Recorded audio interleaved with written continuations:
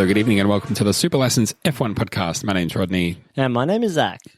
Zachary, as promised, I'm going to ask you right now, how are you doing? Mate, after, a little bit of time to get ourselves set up when I was like home and dry, right? I was like, well, none of these setup problems seem to be me. And then you got it sorted, and then I was like, let me just make this thing go, and then it was all me again. So, oh dear. What do we need to do to get dedicated podcasting studios that have all of this stuff set up all the time so that we don't have to set everything up each time ourselves? Maybe we should, what do we need to do to get those things? Maybe you should just move to London and then we could go hire a studio together every time. Well, hiring a studio, I feel like we want a dedicated space rather than hiring. So we need to just buy a house. A house is cheap over there? Well, I mean, how big we talking? Cupboard size? Yeah, sure. We could afford that. Do they make many houses that are cupboards? I think that's the bone of contention all the time, for Maybe they the should. recent mayoral elections. Maybe they should make more tiny houses that we could all live in. I had this the other day. I was walking down one of the streets around my house, and I saw a guy who had bought a beautiful old Volkswagen van and was just gutting it, and I could see he was on one side of the van was all the stuff he was taking out, and on the other side was all the stuff he was going to be putting in. And I was like, maybe I could live tiny van life. Like, I like everything having its spot and being dedicated and having to be so organized. That tickles a certain part of my brain that I really like. Living in a Volkswagen Bug is the equivalent of, like, people live in houses, and then there's those tiny houses, and then there's people that live in their vans, and then there's people that live in Volkswagen Bugs. That's the tiny house equivalent. Yeah, you're homeless, but you're also downsizing. Yeah, look at me. I live in my smart car. Well, we have fun on this show. Hello, listeners. Welcome. This is an F1 show. Today we're going to be talking about the Spanish Grand Prix. A bit later, I'm going to be doing a super quiz. We're looking on the fantasy league and stuff. You know the drill. It's a race show. Zach is, we've both had, close to 45 minutes of technical problems. So we're really keen to forget about that and not talk about it and have a bit of fun talking about our favorite sport, which happens to be Formula One. Anything else we need to know, Zach, before we proceed?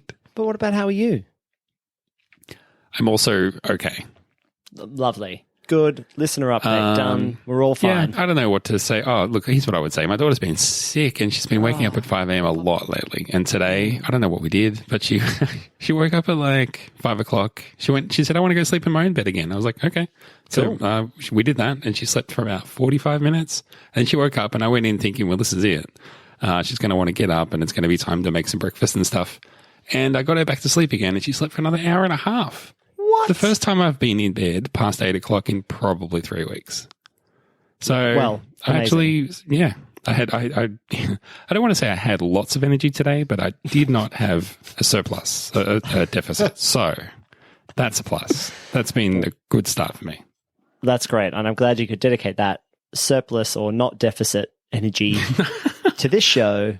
Well, I'm glad. I'm glad for you. I'm glad for the fam that everyone's heading towards the right amount of sleep. That's all the good. thing. And yes, we can exactly. now approach the Spanish Grand Prix. Yes. All right. Let's get into this race, the race that they call the 2021 Spanish Grand Prix. Let us race a bit. I gave him space. Suck my balls, mate. Let's hurry up and get out of here. We've got a race to do. Call it that because that's its name, you see. So, yeah, Zach, we went off to sunny Barcelona for what is, historically regarded by fans as one of those tracks that you don't look forward to an exciting race at. I'm keen to hear what you think, what you made of it, because I have mixed feelings about this race. But I did the quiz this week, which means it's your turn to do a 30-second recap. How do you think you'll go? I think that there's not much to cover. I always seem to think that, and then the countdown starts and my heart flutters. I freak out. My Apple Watch goes, "Are you in trouble? Do you need me to call someone for you?" Did you fall off a ladder? Are you on a freeway right now? Are you podcasting again? Come on. You get to the 10-second mark, you get to the turn of the 30-second countdown, You're like, geez, I've only covered qualifying. Whoops. Well, I wish you luck. Maybe, I don't even know what to say. Maybe plan ahead the 3 things that you want to say and then try and blurt them all out and then see where you are after that. That's against the spirit of the thing, I think. I don't think about it. I don't even look at the notes. I try not to. Well, look, I'm just going to do it. I'm just going to hit the button. I'm not going to tell you how to do your job. 30-second recap of the Spanish Grand Prix starting right now.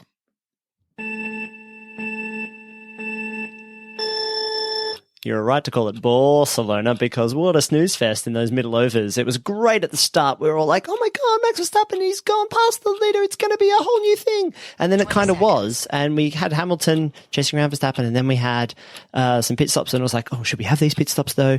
Should we one stop? Should we two stop? And then I thought that they had made a mistake at Mercedes. Hamilton didn't make an aggressive move when Verstappen had already stopped. But then they were like, we're on a different thing. And then he caught up Verstappen later, overtook him. We had our popular podium. Excellent. Very good effort. Very good. I think I mentioned 2 drivers, so that's about the prerequisite, right? And you covered 100% of the action of the race. So you did great. You absolutely friggin' nailed it. I put together some notes for this show this week. And you did. I've decided to just ask questions. I'm just going to pose questions to both of us. Instead, I've been inspired by a different sports show, and they talked about their notes, where they were just like, they just put thoughts in, and I was like, well, maybe we'll just put thoughts in. Where do we start? There's so many. I mean, there are things to pick at. One is obviously Hamilton takes pole, loses it at the first corner. Great overtake and effort from Verstappen, who it looked like got a slightly better start, but definitely that wasn't enough to get him the move done. He had to be the most Verstappen that Verstappen could possibly Verstappen to get through turn 1 in front. And he's had other attempts at a move like this where he's gone too wide or been pushed a bit too wide and, had to give it back or had a penalty or whatever. This time nailed it. This is exactly what he had to do. So it took him a few goes, I think, to make this move. Ironically, this move, but he had one chance to get it done and he did it. That was great. Then. And got out to a lead too. Like, got out to a 1.5 second lead. First lap. Like, it was like, oh, wow. Yeah, he looked good. He looked strong. And this was the sort of promise that we've had. Well, if you listen to any other show except for ours, you've been hearing how great the Red Bull is, how they're going to have an even split of wins between Mercedes and Ferrari and Red Bull, and it's going to go right down to the wire this season. If you've been listening to me, what you've been hearing is Verstappen won one race in the wet. The rest of it's been all Hamilton. So what is everyone talking about? And that's kind of the race that we got, really, because Hamilton was a little bit down, but you just sort of know that he's going to charge. I think it's interesting from a strategic point of view to talk about how he got there, but it was ultimately Hamilton coming back and just getting an overtake done for the win, to claim the win. Again, I mean, I guess if you're a Formula One fan, a purist, you sort of want to see overtakes. You want to see overtakes for the win. If you're a Hamilton fan, you're sort of set up to be like, you got to see him take pole and he got to overtake Verstappen to win. That's got to be pretty sweet. It really is. And I think that Red Bull are probably happy that that they made Hamilton do it on track. That they were like, all right, well, at least we got ourselves in a position where Hamilton had to have a pretty good race and be his best and force an overtake. So at least that kind of leaves it partly in Verstappen's hands to defend and see what they can do from there. I thought, interestingly, Hamilton was on board with this strategy, like his two-stop strategy, like the whole time. Like, it didn't seem, from what I was watching, there didn't seem to be any times when he was like, oh, my tires are cooked. And then they were like, my tires are fine. Whatever you're saying, I want to do the opposite. Are you sure? Yes. It didn't seem to be like that. It seemed like, not for once, but it's almost like Mercedes, where one of their weaknesses in the past has felt like maybe strategy, because the car's always been a bit good, that they're like, yep, we'll just lead from the front, and if anything happens, we'll get upset and we don't know what to do. And hopefully everybody else will be slower than us. Whereas on the weekend, they had their strategy down pat. They didn't panic when Verstappen got in front of them, and it did kind of feel inevitable. I actually thought that Hamilton caught Verstappen really, really, really quickly in that last phase of the race, much faster than the AWS Predictatron was saying.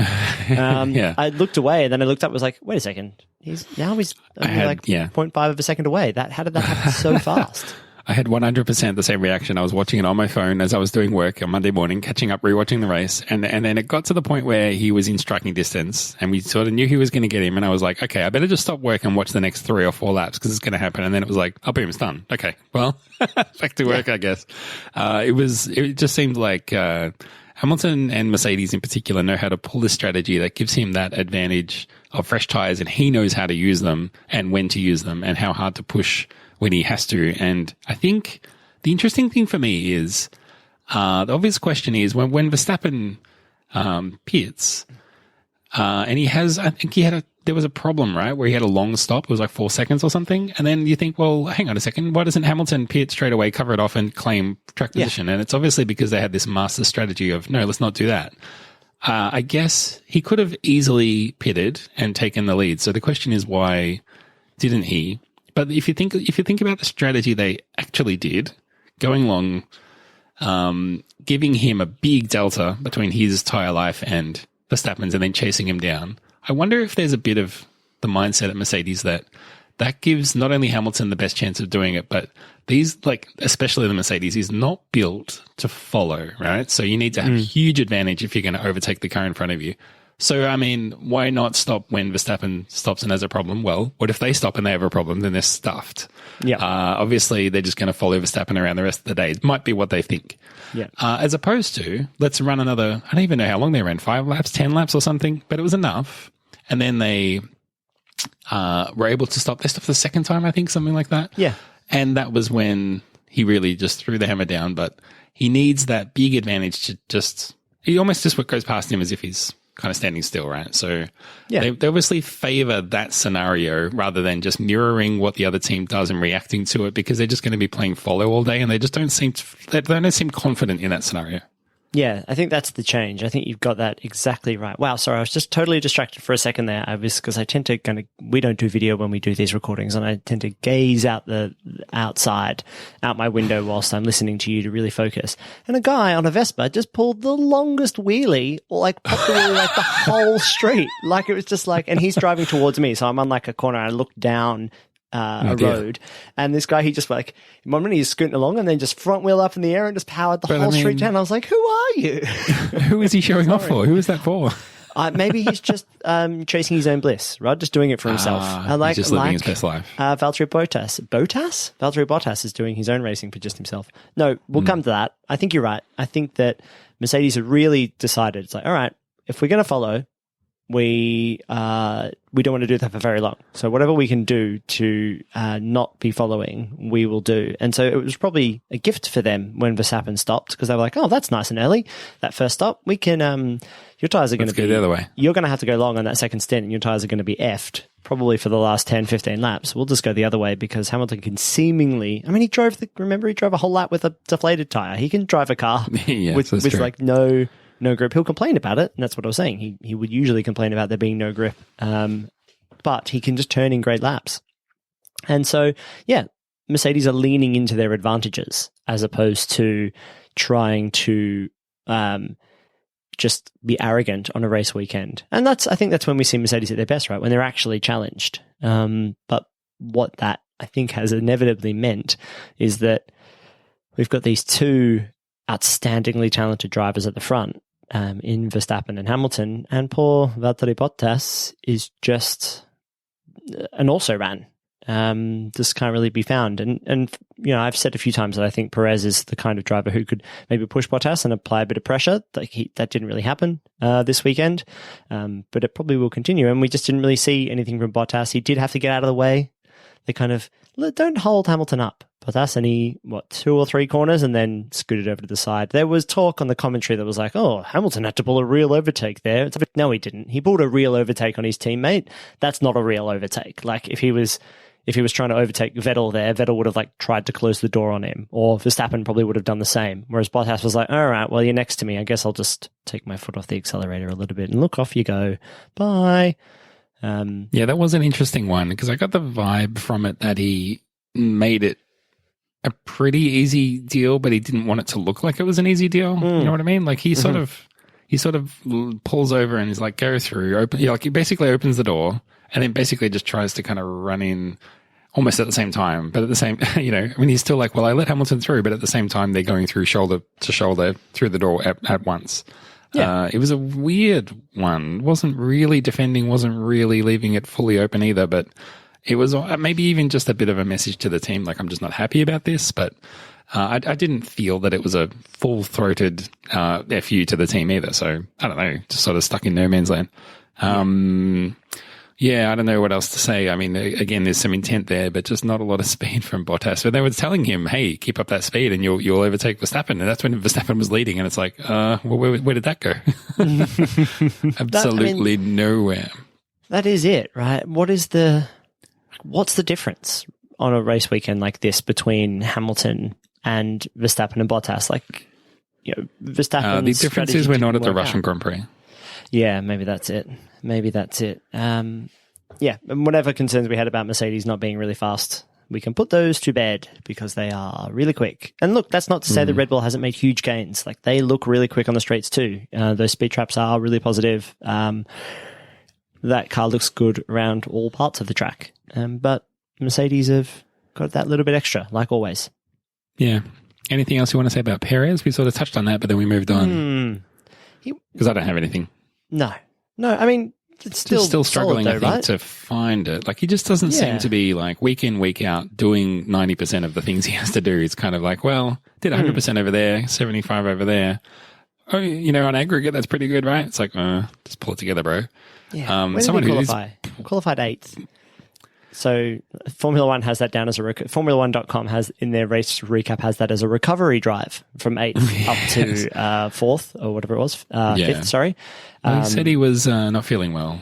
Yeah, he was dizzy in qualifying, right? Yeah. So like that's not great. Second COVID, has he got long COVID? Extra long COVID. Extra long lasting, sustained release COVID. So, long-lasting COVID, new and improved COVID. Really bad joke. This is meant to be people's escape. That's my bad. I think that, like everybody who's in a new car this season, not they're all in new cars, you know what I mean. People are swap teams. Yes. He's just finding his place and his spot, and still early in the season, they don't get much testing. So yeah, it was fine. I think Perez will just kind of continue to be a good number 2. He's the Bottas of Red Bull, but maybe a little bit better. So true. Red Bull because that's absolutely true. Because now normally there would be questions asked. Where was Valtteri Bottas to help Hamilton fend off the charge from Max Verstappen? This week the narrative is, where was Sergio Perez to help Verstappen fend off the charge and interrupt the strategy and the plan from Mercedes? So that's a narrative that's developed now around Chico Perez, and it's up to him to turn it around. Another guy, though, I was going to say, who is in basically the same situation as Chico, he's in the same basket, that's in the Chico basket, is Daniel Ricciardo. Had a bit of a tough start to the season, you'd have to say, finding his way at a new team, in a new car, as you say. But seems to be now taking some strides for the first time. He's back sort of in that familiar Ricciardo form that we're used to, out-qualifying his teammate, doing better in the race than he did in qualifying. Those kinds of things, just putting together solid races and maybe being not necessarily creating too many highlights, although he certainly can do that. But it's a typical vintage Ricciardo race where he qualifies better than his teammate, does well in the race, and then walks away feeling happy with his result. Yeah, I think that's exactly it. He seemed more comfortable.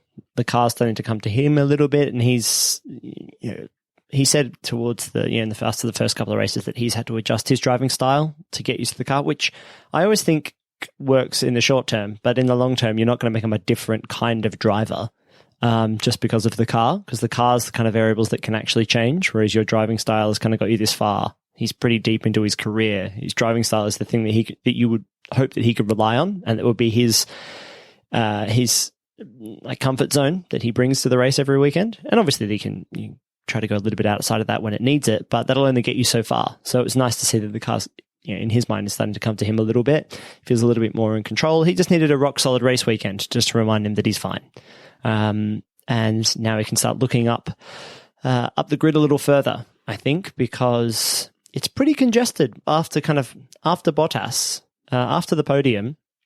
And you could argue like after Hamilton Verstappen, because we're just going to, I feel sorry for the people who go back through the race results in 50 years' time when you're looking back at these late 20-teens and early 2020s, and you'd be like, wow, Hamilton won every race by 15 seconds. It was like, no, the guy behind him stopped and tried to get fastest lap. Like, don't forget that. So yeah, there's always a little bit of a drop off between that front three and then, or that podium. to the middle of the pack, I suppose. And it's complex in there because there's always one of either a Mercedes or a Red Bull, and then there's the McLarens, and then there's Ferraris. And this week we also saw little pop-ups from the Alpines. Unfortunately, we didn't see Yuki Tsunoda because his car just gave out on like the first. Was that the first lap? No, it wasn't that early, was it? A couple of laps in? No, it was about 5 or 6 laps in. I know because I actually managed to watch the start of this race, but then I went to sleep as soon as the safety car came out. I was like, I'm done. Absolutely cannot do any more of this. So I went to sleep, dreaming of possibility of a Verstappen win, but didn't get it. And he hates the car. Yuki Tsunoda, isn't it? Oh, yeah, that's right. A favourite of ours, Yuki Tsunoda, who has to retire through no fault of his own, getting a little bit of stick from people saying, who's this Yuki Tsunoda guy? He had one good result and the rest of it's been pretty average. The car broke down. What's he supposed to do? Make it go. It's probably his fault the car broke down. He's supposed to make it go, yeah. He did design it and manufacture it. People don't know that. Yeah. Yeah, and he keeps, when he hops in, he really kicks around inside the seat box area. He's really right. rough in there, kicking all the cables or whatever. When he had his seat fitting at AlphaTauri, he was like, this seat feels incredible. So you're just going to put the car around this seat, right? And they're like, what are you talking about? And he's like, oh, I guess I'll have to build my own car. We give you the seat. Yes. Do you want to talk about Ferrari? Yeah. Well, do you want to talk about Ferrari? Do you think they're fast, Rod? Have they got it? Have they unlocked it? My question for you is, hey, Ferrari, maybe they're not so slow after all. That's my question. I've been gazumped. Maybe they aren't. I mean, Charles Leclerc definitely isn't slow, is he? Le Charles Leclerc, as we're calling him. He seems like he's enjoying it. And Carlos Sainz still really just coming to grips with his Ferrari. Again, the Daniel Ricciardo, Cheeky Perez basket, as you named it, just kind of coming to terms with his car. And that's cool. But Le Charles Leclerc, he's just in that awkward position again, where it's just like, well, I'm 50 seconds off the lead, but the next drivers behind me are like 10 to 20 seconds away. So I guess I'll just do my own thing. And I actually think this is good for Ferrari, because if they can just put together a whole season of always finishing in the top 8, not really breaking down, being nice and reliable, and just having nice rock solid race weekends, and just maybe to step out of the limelight just a little bit, that will be good for the partnership of Sainz and Leclerc, and for the stability of that team, because they don't need the drama, right? They just don't. You know what? You don't even really want to appear in Drive to Survive season 4. You just want to have racked up a whole bunch of points. Where are we at on the team? The constructors standings. Mercedes 141, Red Bull, Honda 112, and then McLaren. Obviously, McLaren's chasing that third, and that's where the real competition is. But right now, McLaren, Mercedes on 65 points, Ferrari on 60. Can you tell me? Are you looking at them? These results? No. Okay. You're reading them out to me. Tell me who's in 5th after McLaren and Ferrari. Is it? Is it Aston Martin? No, it's Alpine. I was going to say Alpine, but then I thought, he must be tricking me. Yeah, which who knew that? No, basically no one else has any points, right? It's Alpine on 15, and then AlphaTauri on 10, Aston Martin on 5, and then Alfa Romeo haven't scored, Williams haven't scored, Haas haven't scored. Those last two, no surprises there. Pretty sure Alfa Romeo would be a little bit frustrated, but we haven't seen any. We're not seeing a huge amount of DNFs recently either. This is what happens towards the end of the formula, I suppose, is that teams get pretty reliable, and it's only really crashes and bad weather and those kinds of things that start to get in the way of. We haven't had many races either. No, that's true. We haven't had many races. That's spot on. So yeah, in summary to your question, a Ferrari. What was the exact wording of the question, Rod? Ferrari not so slow after all. Ferrari not so slow after all. Yeah. Do you agree with that? Yeah. They're okay. I mean, cool. If you had asked me to peg the top 4 teams right now and how they'll probably finish at the end of the year, I would have said, yep, Mercedes, Red Bull, McLaren, Ferrari. That's probably how they'll finish, and so it is now. Yeah. Well, I mean, if I was Red Bull, I'd be like, well, constructors where we could get at Mercedes here. If it could be Perez on the podium instead of Bottas, that would drastically change the narrative. And I think that's how Bottas will lose his seat. It will be that he doesn't end up on the podium enough this season. And could you imagine if Mercedes didn't win the Constructors' Championship? Oof a doofer. Imagine firing Valtteri Bottas for not getting on the podium enough. It's like, oh man, I don't want to be on the podium. I want to win races. Yeah. Well, it's a tough old world. Are we done with this race? I mean, like I was sort of saying before we started the race recap, apart from the action at the front, which was great, an overtake in the first corner, brilliant, elbows out, wheel-to-wheel stuff, a recovery, even though it was through strategy, but a recovery drive with a split strategy, which we don't always often see. Overtake for the win, that's always good.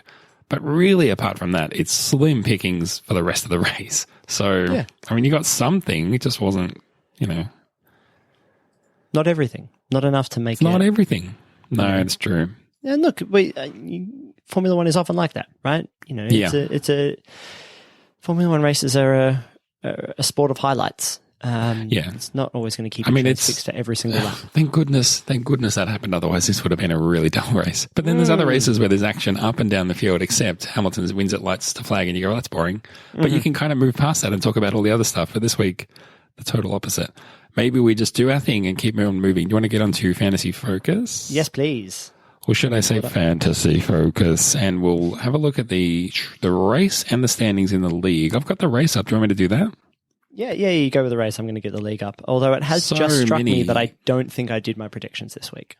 Oh dear, yeah, I haven't done them for the last couple of weeks.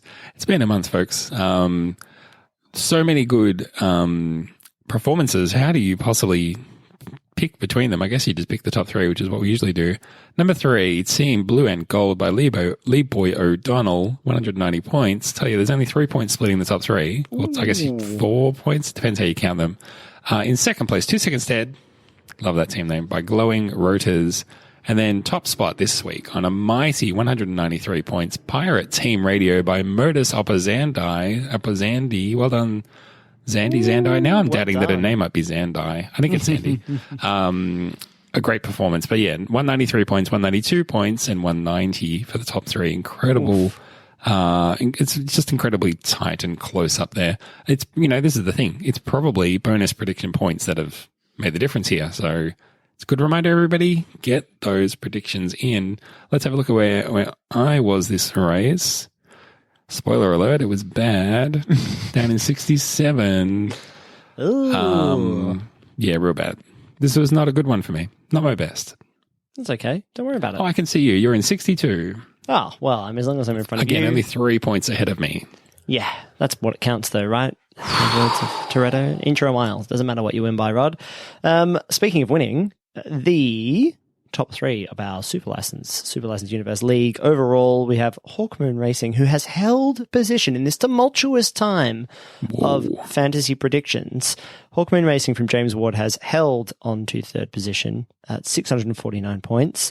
But a big mover and shaker, Lee Boy O'Donnell with Team Blue and Gold, or that's Team Blue and Gold, up 12 bloody positions, mate. Huge, massive, 651 points. And then holding position at the top. Oh no, up 1. According to this, that would be. This is the website. It would know, right? A lot of hustle by Kilogram 955, 676 points. It's all to play for, folks. As Rod said, those predictions count. But you know what? Don't be precious about your team. If you think someone's underperforming, don't be like Mercedes and just keep Valtteri Bottas in just because it's stable. Change it. Get someone else in there. Maybe Alonso's time is about to come. You stick him in the team.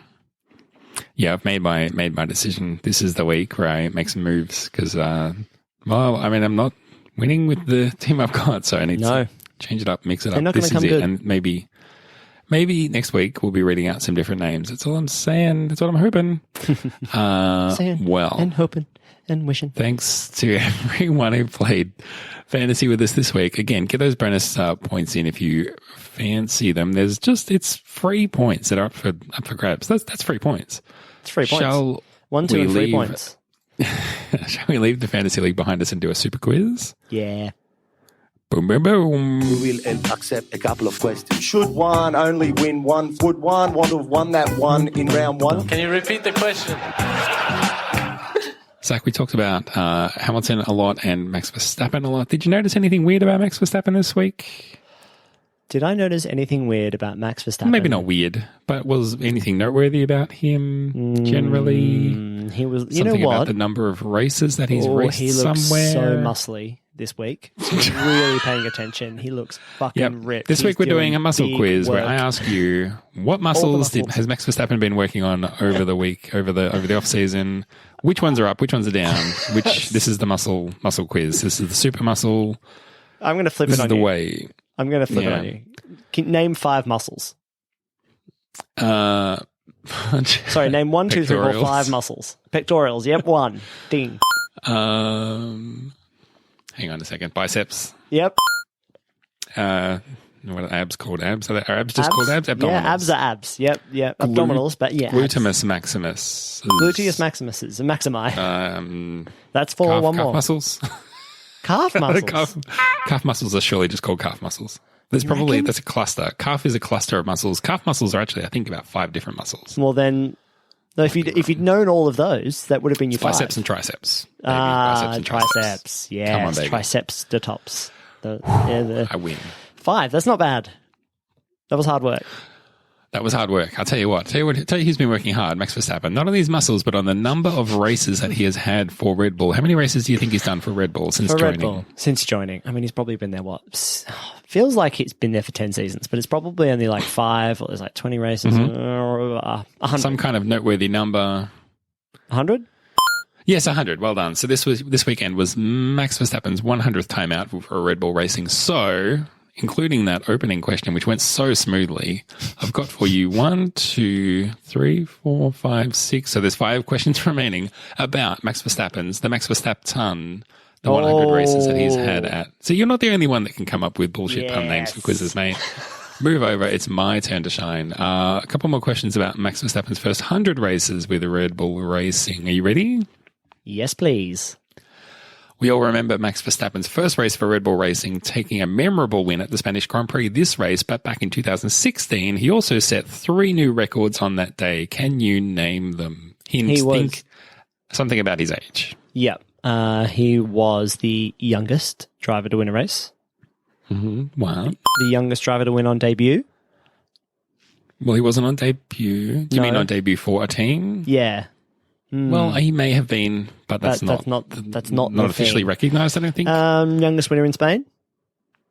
Maybe. I mean, by default, he would be, because he was the youngest driver to win a race, so yeah. I think it's more like winning the race is the best thing you can do, then work backwards from there. Some of these are a bit hard to get. Oh, so youngest podium stander. Youngest podium, that's the second one. And then one more. Oh, goodness me. Youngest fastest lap. No, not quite. He actually didn't set fastest lap on that day, but he was the youngest driver to lead a lap, which is a bit like redundant. Like, yeah, he won the race, so he's obviously leading, but he became Formula One's youngest driver to lead a lap. You could win a race without leading any laps, right? Overtake on the last corner? Win a race? How? I guess so, technically. Yeah. I don't really know. I suppose so. Someone F1 could. Stats man, come at me there. Has anybody won a race without ever leading a lap? Someone must have, yeah. I guess so. Anyway, those are the 3 answers that Wikipedia told me, and I asked you in a question form. Okay, question number I'm counting this as 3, although it's really 2. It's confusing. In Brazil, 2016, he became the youngest driver to do what? You sort of already mentioned it before. In Brazil, 2016, he became the youngest driver to do what? Shit. Another thing that isn't one of those other ones. You mentioned it before. Oh, fastest lap? Fastest lap, yeah. Youngest driver to set a fastest lap. Very good. We're going very well. Okay, at the Austrian Grand Prix in 2019, Max Verstappen delivered Honda their first victory as an engine manufacturer in the modern era. Was Honda's previous win more or less than 100 races earlier?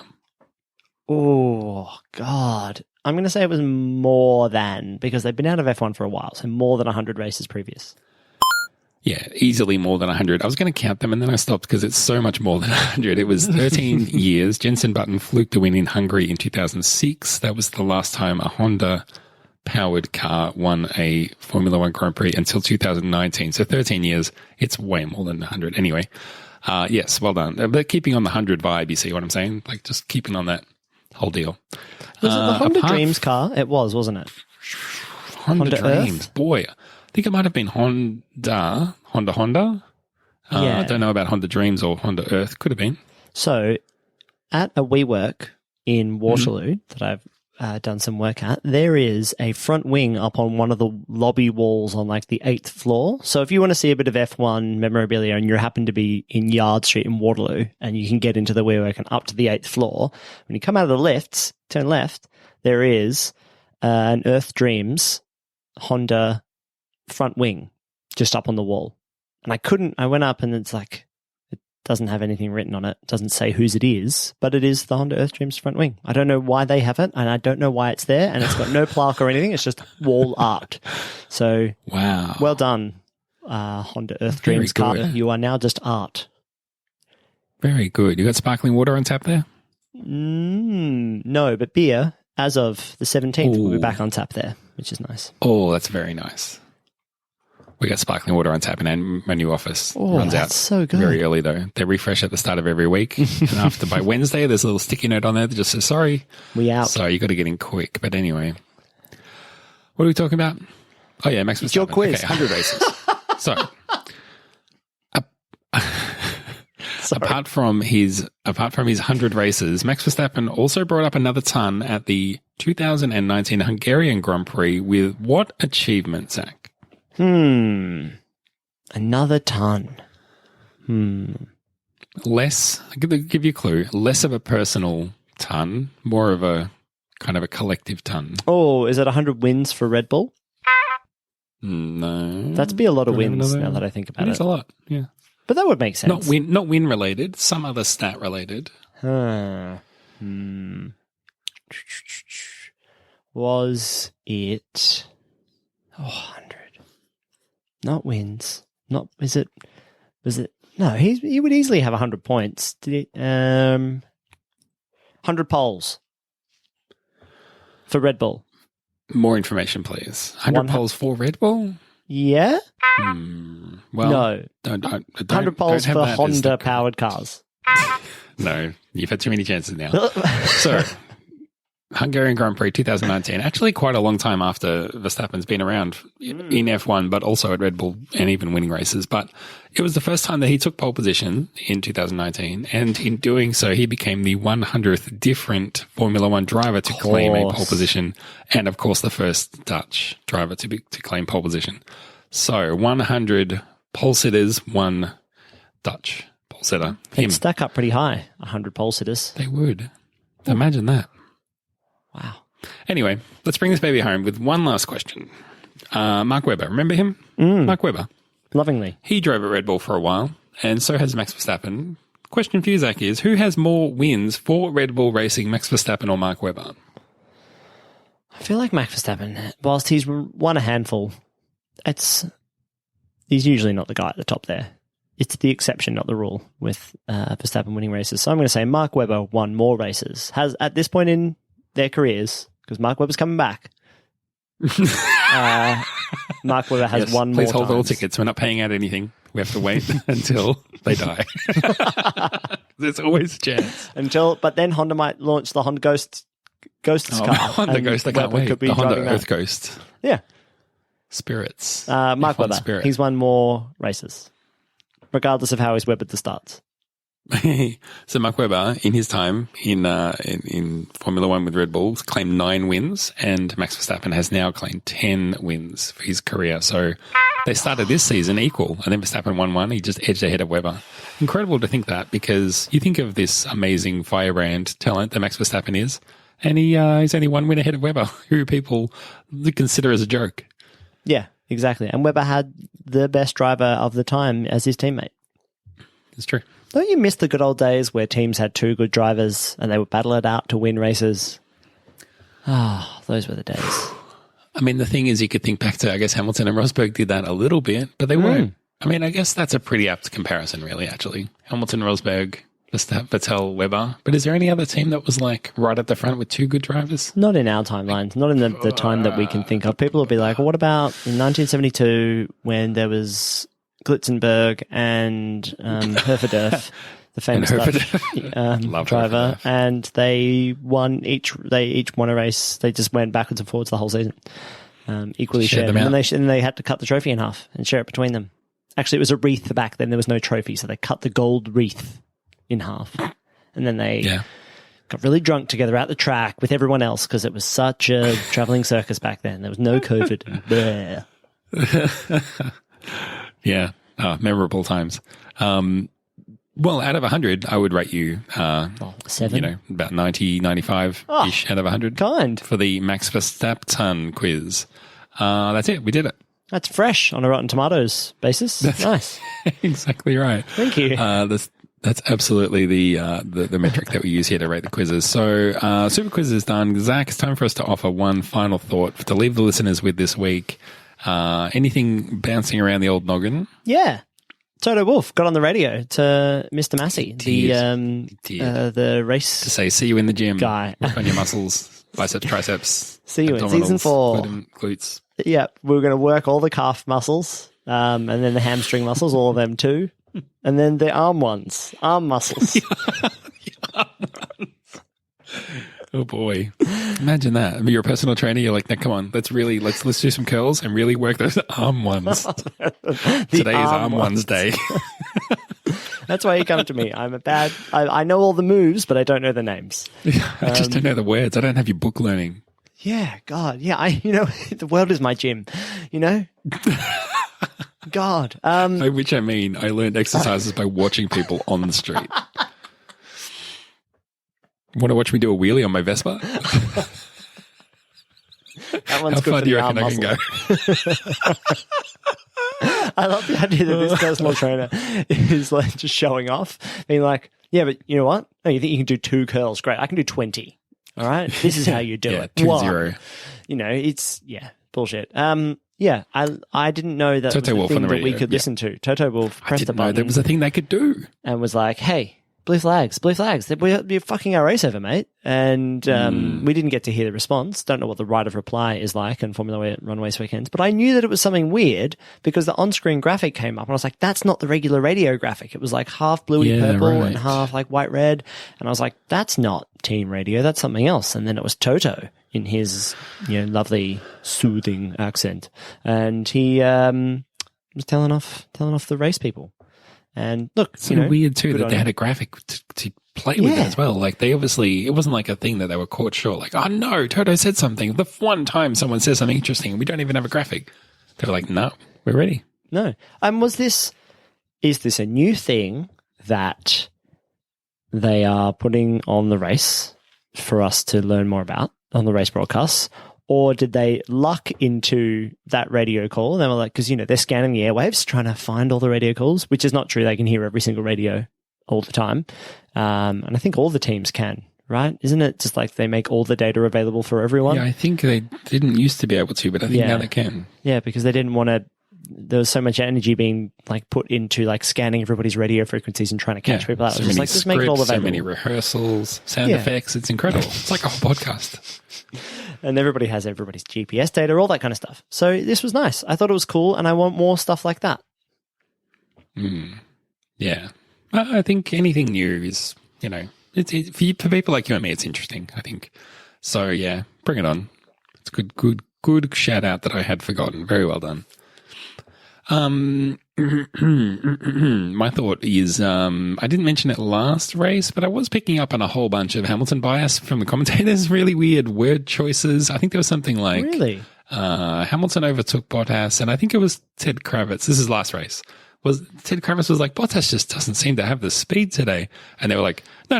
Hamilton was supreme in his overtake. It was literally those words. So I didn't remember to call it out last time, but then this time, obviously, opening couple of laps, and then Verstappen muscles past Hamilton, and they just admit up front, they're just completely open about it. I guess if you're not biased in cheering for Hamilton, you'd have to admit that that's a good development for the race. And it's like, yeah, of course, that's what you're meant to be. You're meant to be not biased. That's what you're supposed to do. And weirdly, it was Brundle getting out there, and it was up to Crofty, the one who's usually the worst of the two, to say, of course, we don't have a Hamilton bias. Of course, we're absolutely impartial up here in the commentary box. I was like, well, you're absolutely not. But we also love Greg Russell. At That one was least they Philly. admit it. At least they're upfront and they're like, yeah, we're just going to call the race. And, basically any opportunity we get to say something good about Hamilton, going to do that. Yeah. The Box the Neutrals boys were talking about how it's just so... Why is the Sky feed the world feed? And... Well, look, I mean, the thing is, there's the part of the world that they represent and cover, which is basically Britain. Then there's the whole rest of the world. Now you can make your bed, and you can commentate however you want. But if it were me, if the whole world was listening, I would feel an obligation to not be so British bias. But this is something misunderstood about British culture, Rod. It's empire. It's them. It's empire. They're right. They've Are you got it saying right. that they see the race in the correct way? I see. So you're saying if Bottas was from a Commonwealth country, then when Hamilton passed him, they would have been like, good showing from all involved. Yes, exactly. Everybody raced hard and fair. What a show. What a race. What a show. Exactly. Oh, dear me. Well, that's interesting. Well, I guess if you're Valtteri Bottas, you just have to hope that Finland joins the Commonwealth and then everything should be fine. Give up whatever kings/queens do you have now and forget it. Get after... Get on board with those Brits. Yeah. I hear they're real stand-up Oh my people. God, that feels like a bloody international trade marketing campaign. Get on board with the Brits. I think pretty sure that the advertising campaign is still Great Britain, like in all the things that make it great. That's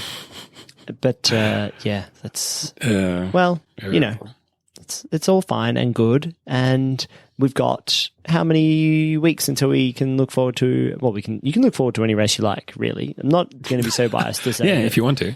You could look forward to last year's Australian Grand Prix. Yeah. Whoops. With my phone. I guess I'm not looking at my calendar on that. I hope it's Let me okay. pull it back over towards me with my... You're not a case phone guy anymore, are you? You've gone off phone No, cases. absolutely. I had to put the biggest, chunkiest case on there that I could because I had a very slim case. I had an iPhone 10, very slim case. Took the case off one day to clean it and went, the back's all cracked. That's no good. So then I went to get it fixed and they said, sorry, we can't fix that. I was like, what do you mean you can't fix it? It's You're a the phone back. fixing shop. Just fix it. And they wouldn't do it. So I was like, okay, buy another big case for this one and then buy another new phone. So got the biggest, chunkiest case on it that I could. It's actually one of those ones that you can chuck in the compost when you're done. So that's nice. Feel good about that. Who has compost? Well, I do. Some people do. It's a thing that people do. Yeah. So anyway, big case. No, the answer to the question, it looks like it's fine. I'm just stalling for time while I pull out my calendar. The thing is, I'm going to say that there's no race next week, which means look forward to another Drive to Survive / Dare to Swear from us. And then your favorite race, Zach, the Monaco Grand Prix, 2 weeks time. Yes, May weekend. Very close to your 23rd. birthday as well. Yes, super close. Not actual birthday weekend this year. Not on the day. Not on the day. But I will hopefully be on a little holiday outside of London, which will be quite nice. But we have a Dare to Swear to look forward to. What will we be up to? Episode 5, probably. I want to say Dare to Swear. Feels 5-ish is about There right. are people who have listened to this show and who joined when we were just doing Dare to Swear, and we'd done like 2 in a row, and that's probably what they think the show is. We are not just alone a companion show to Drive to Survive, but if that's why you listen to us, great. If you just want to listen to those episodes, that's perfectly fine too. But we also do this thing where we talk about the race and do a quiz and stuff. And if you've made it this far into it, then you're getting this, maybe you do like us enough that you would perhaps want to join the Discord server where we chat about Formula One and we chat on race days. We also have Twitter where you can follow us at Superlicense. You can send us an email at superlicencepodcast. It's superlicencepodcast@gmail.com. You go to our website, superlicense.com.au. Is that right? Yeah, that's right. Yeah, sorry, I always forget the .au. It's not .co.uk. And you can also support us on Patreon, which would be very useful because it keeps the lights on and makes sure that we can keep all of our mic equipment. That all of the money there is going towards us buying the closet recording studio, both in Melbourne and in London, so that regardless of where we are, we can record without any technical difficulties. We're probably 0.0001% of that goal, but, we'll keep pushing. And in the year 2090, we'll finally be able to get a full-time recording set up. Formula One by then will be hover cars, and Max Verstappen might have finally won a world championship by then. Yeah, Or at least his but he will grandchildren have will just he will be racing in Formula Ghost, and we will be able to finally lay to rest this question of who was the better driver, Max Verstappen or Mark Webber. I've just seen also in the chat you've posted a photo to me of this front wing. Or I guess it's a rear wing, is it? Because it doesn't look front wingy. You don't think it looks front wingy? It might be rear Where's wingy. the nose go? Where does nose go? Where goes nose? That could be nose rear wing, goes? actually. Yeah, I didn't. It just looked Nose too where it narrow goes? for a rear wing, but no, you're probably right. It is. I don't know. Yeah. Just don't know is the main problem there. Lack of knowledge on my part. Look, worry I about won't it. apologize for it. Yeah. But it's a nice looking thing. It used to be that like the sort of stereotype thing was like a propeller from an old school plane, a big wooden propeller. But I like the idea of a Formula One wing. That's pretty good. Yeah. I mean, would you be the kind of guy who would put something from Formula One car on your wall? It would depend what it was. It would need to be recognizably part of a car, not a gasket thing or, some internal part that no one's ever seen or heard of. Just This some is a weird sensor. random chunk of metal on your wall. No thanks. No, you want a steering wheel or a Steering wheel would be Yeah, but they're like 30 grand. I don't think they just have them lying around. Right? I mean, the thing is though that they sell. Like I know that they're worth 30 grand, but like they could sell those for 300 grand, right? Lewis Hamilton championship winning steering wheel. Come on. If you were a driver then, and you were like, what would be the mementos you would keep? I mean, helmet number one. Yeah, every single helmet gets stored away. Probably racing overalls. Are you talking about exclusively car? I'm just talking about the stuff that a team would ostensibly let you keep. I mean, it'd be amazing to keep the car, but then you'd run out of space. I mean, you are a Formula One driver, I suppose. But I'm like not saying the whole car. car. I'm saying bits on the. Are you only interested in bits on the car that I would keep? Is what I'm saying. Yeah, I guess so. But you can have your race suit and stuff as well. Like, all that kind of stuff. Like, would you Steering wheel? Yeah, no, man, steering wheel's right up there, isn't it? Yeah. Maybe like a. I don't know. These days, it's probably like, I'll keep a halo. What would you keep? A side pod with the your sponsor's logo on it, maybe? Yeah, that's pretty nice. I don't know. I think wheels are probably the next best one because you can do something with them, Put a plank of wood on top. You got a little coffee table. Yeah, you know what? That is a great shout. Just every year I would hire a new designer to turn a bit of my car into some nice furniture for my house. Mm-hmm. Yeah, that's exactly right. I'm a job Someone creator. walks up to ring the doorbell. They greet it with a steering wheel with 100 buttons on it. Work it out, pal. Pick confirm. Zach, I think we've reached the end of the show. Shall we wrap it up there? Yes, please. See you next time for a Dare to Swear. And then after that, the glitz and glamour of the Monaco Grand Prix, Zach's favourite race, his birthday race. Make sure you tune back in for that one if you miss the Drive to Survive episodes, if you skip them. But otherwise, have a listen. They're fun. And we'll see you then. Until then, my name's been Rod. My name's been Zach. Catch you then. Take it easy. Bye-bye. Bye. Oh, yeah.